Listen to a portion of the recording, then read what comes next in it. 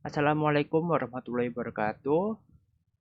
Pada video kali ini saya akan menyampaikan seminar proposal terkait judul pengklasifikasian sentimen user review aplikasi KAI Access menggunakan metode naive Bayes oleh saya sendiri Raffi Andi Hidayah dengan NIM 1242064 dengan pembimbing pertama Bu Rahmatul Insani dan pembimbing kedua Bu Berlian Rahmi Lidiawati.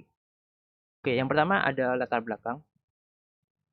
PT Kereta Api Indonesia menerbitkan aplikasi pemesanan tiket kereta api sebagai Kereta Api Indonesia Akses atau biasa disebut KAI Akses.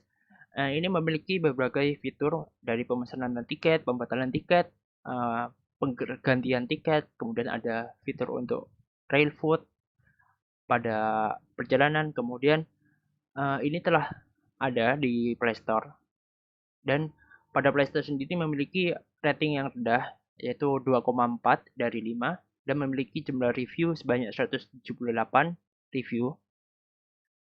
Kemudian dengan rating 2,4 tentunya adanya keluhan pengguna terhadap aplikasi KX seperti pada gambar. Nah, dengan adanya keluhan pengguna pada ulasan dapat dijadikan sebagai informasi bagi pengembang untuk melihat hal yang perlu dikembangkan atau diperbaiki ke depannya. Kemudian kita lanjut ke rumusan masalah, itu ada bagaimana informasi yang diperoleh dari analisis sentimen dapat digunakan pengembang aplikasi K-Akses dalam meningkatkan pengalaman pengguna dan mengatasi permasalahan yang muncul. Kemudian ada bagaimana analisis sentimen dapat digunakan untuk mengidentifikasi dan merangkum data teks pengguna terkait pengalaman pengguna dengan aplikasi KAI Akses. Kemudian untuk batasan masalahnya, penelitian ini memfokuskan analisis pada ulasan dan komentar pengguna tentang aplikasi KAI Akses di Twitter. Kemudian pada penelitian ini pengambilan data hanya dilakukan pada sosial media Twitter pada rentang bulan Juli sampai September 2023. Kemudian proses crawling data menggunakan aplikasi TweetPy itu menggunakan Python sebagai bahasa pemrogramannya. Kemudian tujuan dan manfaat dari penelitian ini yang pertama itu memberikan rekomendasi kepada pengembang berdasarkan informasi yang diperoleh dari analisis sentimen, kemudian meningkatkan pengalaman pengguna secara dengan melakukan perbaikan berdasarkan temuan penelitian. Kemudian manfaatnya yang didapatkan pengembang adalah analisis sentimen pengguna memberikan informasi yang berharga bagi pengembang dalam mengambil keputusan untuk perbaikan ke depannya. Kemudian pengguna dapat melihat informasi tentang perbaikan bug atau meningkatkan performa yang mungkin telah diterapkan.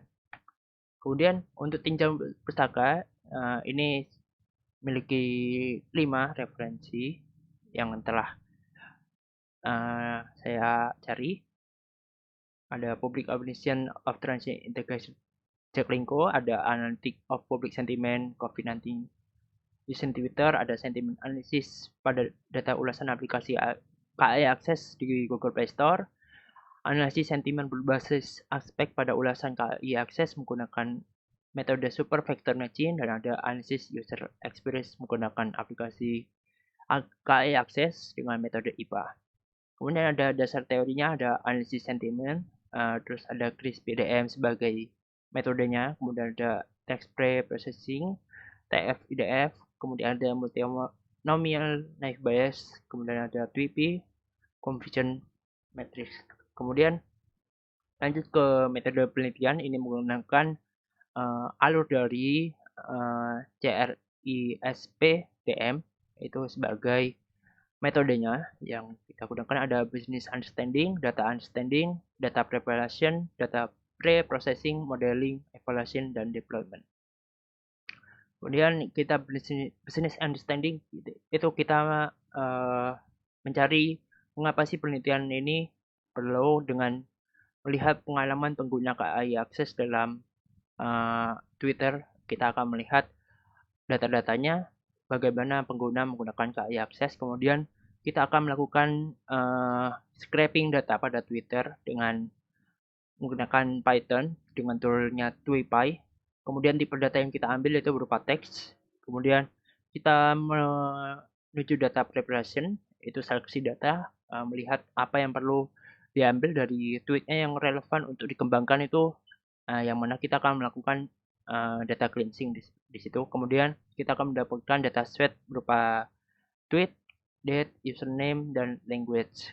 Kemudian kita akan lakukan TF-IDF untuk menghapus tanda baca, kemudian um, menggunakan apa kalimatnya akan diubah menjadi huruf kecil semua, kemudian akan dipisahkan menggunakan step word menggunakan bahasa Indonesia.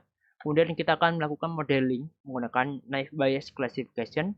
Setelah itu akan melakukan menentukan akurasi menggunakan coefficient matrix, kemudian deployment menampilkan grafik data sehingga menampilkan apa yang perlu dilakukan pengembang untuk perbaikan. Kemudian untuk jadwal penelitian itu ada yang pertama identifikasi masalah dan studi literatur dilakukan pada April dengan masternya topik dan jurnal terkait.